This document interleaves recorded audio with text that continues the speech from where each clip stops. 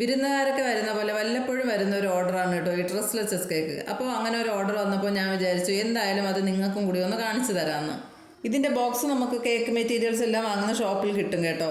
അപ്പോൾ അത് റൗണ്ട് ടൈപ്പിലും ഉണ്ട്, പിന്നെ സ്ക്വയർ ടൈപ്പിലും ഉണ്ട്. ഞാനിവിടെ റൗണ്ടിലുള്ള ഒരെണ്ണമാണ് എടുത്തിട്ടുള്ളത്. അപ്പോൾ ഇതിന് വേണ്ടിയിട്ട് കേക്ക് ഞാൻ വാനില സ്പഞ്ചാണ് എടുത്തിട്ടുള്ളത്. സാധാ കേക്ക് ചെയ്യുന്ന പോലെ നമ്മളിത് കട്ട് ചെയ്തിട്ടൊന്നുമല്ല എടുക്കുന്നത്. അപ്പോൾ അതുകൊണ്ട് കേക്ക് വെച്ച് കൊടുത്തിട്ട് ഫോർക്ക് കൊണ്ട് നല്ലോണം കുത്തി കൊടുക്കണം. അപ്പോൾ മാത്രമേ നമ്മൾ ഇതിൽ ഒഴിച്ചു കൊടുക്കുന്ന മിൽക്ക് ഉള്ളിലേക്ക് നല്ലോണം ഇറങ്ങിയിട്ട് നല്ലപോലെ ഒന്ന് വെറ്റായി കിട്ടുള്ളൂ. നമ്മൾ ഷുഗർ സിറപ്പ് ഒഴിക്കുന്ന പോലെയൊന്നുമല്ല, നല്ല രീതിക്ക് ഇതിലേക്ക് മിൽക്ക് ഒഴിച്ചു കൊടുക്കണം.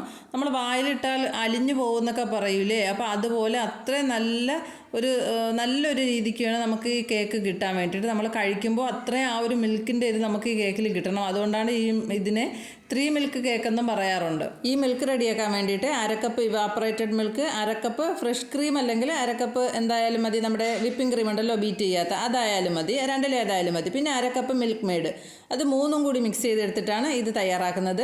ഇവാപ്പറേറ്റഡ് മിൽക്ക് തയ്യാറാക്കാൻ വേണ്ടിയിട്ട് നമുക്ക് 1 ഗ്ലാസ് പാലെടുത്തിട്ട്, അതായത് 1 കപ്പ് പാലെടുത്ത് അത് വറ്റിച്ച് 1/2 കപ്പാക്കി എടുക്കുക. അത് വറ്റിച്ചെടുക്കുന്നതാണ് ഇവാപ്പറേറ്റഡ് മിൽക്ക് എന്ന് പറയുന്നത്. അപ്പോൾ അത് 3ഉം കൂടി മിക്സ് ചെയ്തിട്ടാണ് ഇത് തയ്യാറാക്കുന്നത്. ഈ മിൽക്കാണ് കേക്കിന് അത്രയും ടേസ്റ്റി ആക്കുന്നത്. അപ്പോൾ അതുകൊണ്ട് അത് നല്ലോണം തന്നെ ഒഴിച്ചു കൊടുത്തിട്ട് നമുക്ക് പിന്നെ ഇത് ബാലൻസ് വരുന്നത്, അതായത് കുറച്ച് നമ്മൾ ബാലൻസ് വെച്ചേക്കണം, അത് നമുക്ക് അതും കൂടി കൊടുത്തിട്ടാണ് സെയിൽ ചെയ്യുന്നത്. കാരണം അതും കൂടി ഒഴിച്ചിട്ടാണ് നമ്മൾ കട്ട് ചെയ്ത് ഇങ്ങനെ കോരി എടുത്തിട്ട് അതും കൂടി ഒഴിച്ചാണ് അത് കഴിക്കുന്നത്. അപ്പോൾ അത് കുറച്ചും കൂടെ സോഫ്റ്റ് ആക്കും കേക്കിനെ. ഇപ്പം നമ്മളിതെല്ലാം റെഡിയാക്കി വെച്ചിരുന്നത് ഈ കേക്ക് തന്നെ ഈ മിൽക്ക് എല്ലാം അബ്സോർബ് ചെയ്യും.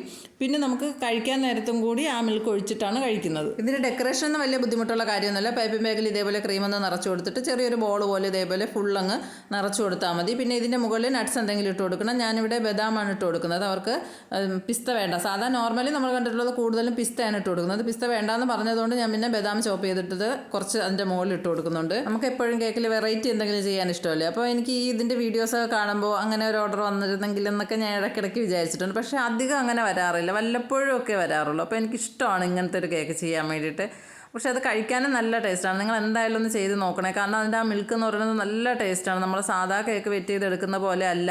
പിന്നെ മാത്രമല്ല നമ്മൾ ആ കഴിക്കുന്ന സമയത്തും അത് ആ മിൽക്ക് ഒഴിച്ച് കഴിക്കുമ്പോൾ ഒരു നല്ലൊരു ടേസ്റ്റാണ്. അത് നിങ്ങൾ എന്തായാലും ഒന്ന് ട്രൈ ചെയ്ത് നോക്കിയാൽ നിങ്ങൾക്ക് അതിൻ്റെ ആ ഒരു ടേസ്റ്റ് എന്താണെന്ന് മനസ്സിലാവുള്ളൂ. നമ്മൾ കാണുന്ന പോലെ അല്ല.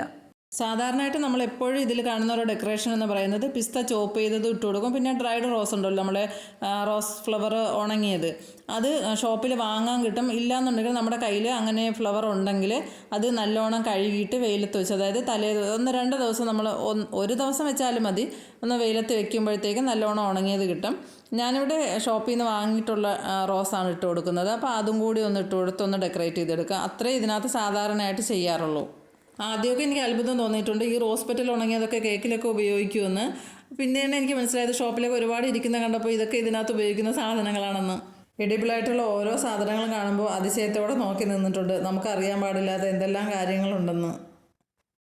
ഇത്രയേ ഉള്ളൂ. ഇനി നമുക്കിതൊന്ന് ക്ലോസ് ചെയ്ത് കൊടുക്കാം. ക്ലോസ് ചെയ്യാൻ വേണ്ടിയിട്ട് അതിൻ്റെ അടപ്പൊന്ന് വെച്ച് കൊടുത്തിട്ട് ആ ബോക്സിൻ്റെ സൈഡിൽ തന്നെ ഒരു ചെറിയൊരു ക്ലോസ് ചെയ്യാൻ വേണ്ടി, അതായത് ഈ ബോക്സും അടപ്പും കൂടി ചേർത്തിട്ടൊന്ന് ക്ലോസ് ചെയ്യാൻ വേണ്ടിയിട്ടുള്ള ഒരു സാധനം ഇതിൻ്റെ സൈഡിൽ തന്നെ ഇങ്ങനെയുണ്ട്. അതൊന്ന് നല്ലോണം ഇതിൻ്റെ മുകളിലേക്ക് ആക്കി ഒന്ന് പ്രസ് ചെയ്ത് വെച്ച് കൊടുക്കുമ്പോഴത്തേക്കും അത് ക്ലോസ് ആയിരുന്നോളും. ഇത് നമ്മുടെ സാധാ കേക്ക് പോലെ കട്ട് ചെയ്ത് കഴിക്കുന്നതല്ലല്ലോ, കോരി കഴിക്കുന്ന ടൈപ്പാണ്. അപ്പോൾ അതിന് വേണ്ടിയിട്ട് ഞാനൊരു സ്പൂണും കൂടി ഇതിൻ്റെ കൂടെ കൊടുക്കുന്നുണ്ട്.